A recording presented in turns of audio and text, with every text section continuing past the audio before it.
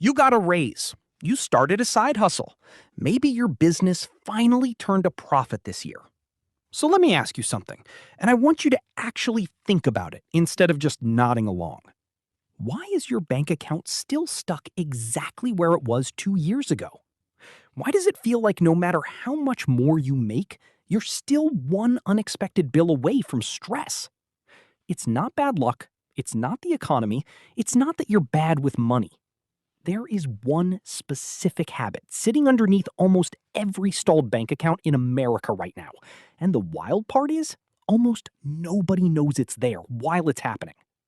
By the end of this video, you're going to see it everywhere in your own life. And more importantly, you're going to know exactly how to shut it down. Let's rewind for a second, because I bet this sounds familiar. When you made less money, maybe fresh out of school or early in your business, you probably told yourself, once I earn more, I'll finally get ahead. I'll finally breathe. Then it happened. You got the raise. The side hustle took off. The business started making real money.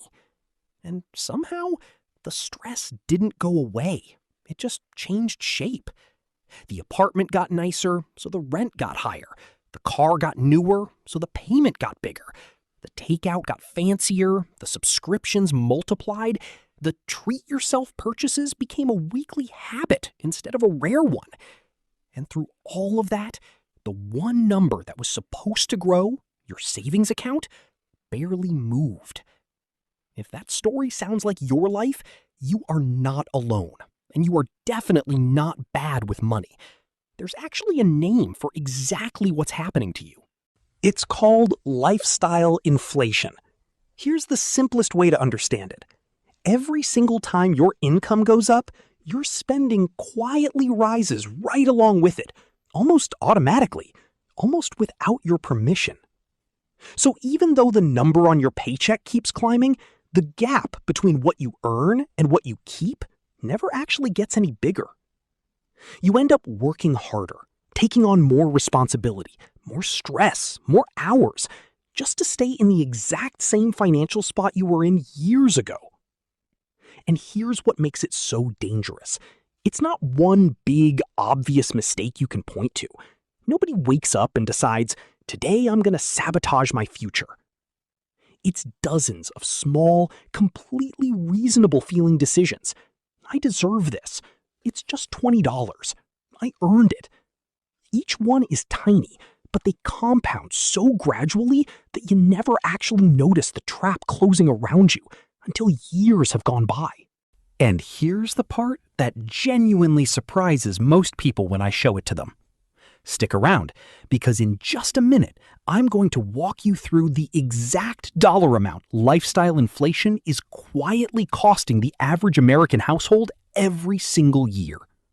Not a rough guess, real numbers from real data that show you precisely where that money is disappearing to. And I'll warn you now, it's a lot higher than most people expect, especially once you see how much of it is going toward interest on debt instead of building any actual wealth. If you've ever wondered where your raise actually went, this next part is going to connect a lot. Let's look at the actual numbers, because this isn't a theory. It's happening on a massive scale right now. Right now, Americans collectively owe about $1.25 trillion in credit card debt. That's not a typo. Trillion with a T. It's one of the highest balances ever recorded. And in 2025 alone, Americans paid over $250 billion just in credit card interest and fees. Read that again. $250 billion. Not spent on homes, not on businesses, not on anything that builds wealth. Just interest. Money that vanished and bought absolutely nothing. The average interest rate on that debt is sitting around 21% right now, which makes it some of the most expensive money a person can ever borrow. That means for millions of families, a huge chunk of every paycheck isn't funding their life anymore. It's funding a debt that lifestyle inflation. So why does this happen to smart, hardworking, disciplined people? People who would never call themselves reckless with money? Here's the psychology behind it. Our brains adapt to new income almost instantly, way faster than we realize. There's actually a term for this, the hedonic treadmill. You get a raise, you feel genuinely happy and motivated for a few weeks, and then that new spending level just quietly becomes your new normal. The excitement fades, but the spending stays. On their own, none of these purchases feel dangerous. A $5 coffee doesn't feel like a big deal. A slightly nicer car payment doesn't feel like a big deal. One more subscription doesn't feel like a big deal. But add them all together over months and years, and that's often 20, 30, sometimes even 50% of your entire raise gone before you ever consciously decided to spend it. That's the trap. It doesn't feel like a decision. It feels like nothing at all. Okay, now that you actually understand what's happening underneath the surface, let's talk about how to fix it. I'm about to walk you through a simple 3-step method that breaks lifestyle inflation for good, no matter how much or how little you currently make. These aren't complicated tricks. They're the same principles people who successfully build long-term wealth use, whether they're employees, freelancers, or business owners. But stick around specifically for step 3, because that's the one almost everyone skips. And it's honestly the one that makes the biggest difference in whether you actually end up wealthy or just end up looking busy while earning more. Step 1. Track your invisible spending for the next 30 days. I don't mean your rent, your car payment, or your bills. Those are obvious, and you already know those numbers. I'm talking about the stuff that feels too small to matter. The coffee run, the delivery fees on food you could have made at home, the subscriptions you forgot you were even paying for, the quick online order that shows up 2 days later. Here's why this step matters so much. Studies consistently show most people underestimate this exact category by roughly half. You probably think you're spending around $300 a month on this stuff. For most people, once they actually track it, the real number is closer to $600 or $700. That's not a guess. That's thousands of dollars a year hiding in plain sight, and you can't fix a leak you've never actually measured. Step 2. Automate the gap before you can spend it. Here's exactly what that means. Every single time your income increases, a raise at work, a bonus, a genuinely good month in your business, take at least half of that increase and send it straight into savings or investments before it ever touches your checking account. This works because of a simple psychological truth. You never miss money you never actually see. If it's gone before you can spend it, your lifestyle simply adjusts around what's left. And for the spending that isn't automatic, the unplanned purchases, use a simple 24-hour rule.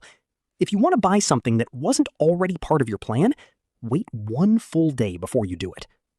It sounds almost too simple to actually work, but it works because most impulse spending is driven by emotion, not logic, and emotion fades remarkably fast once you give it 24 hours to settle. Step 3, and this is the one most people quietly skip, even after learning steps 1 and 2. Let me be clear about something first. You don't have to live like you're broke forever. The goal here was never to tell you to stop enjoying your money. The real goal is to upgrade your life on purpose, not by accident.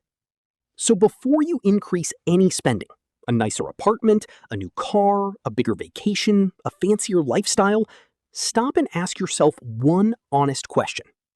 Is this an upgrade I actually planned for and saved toward?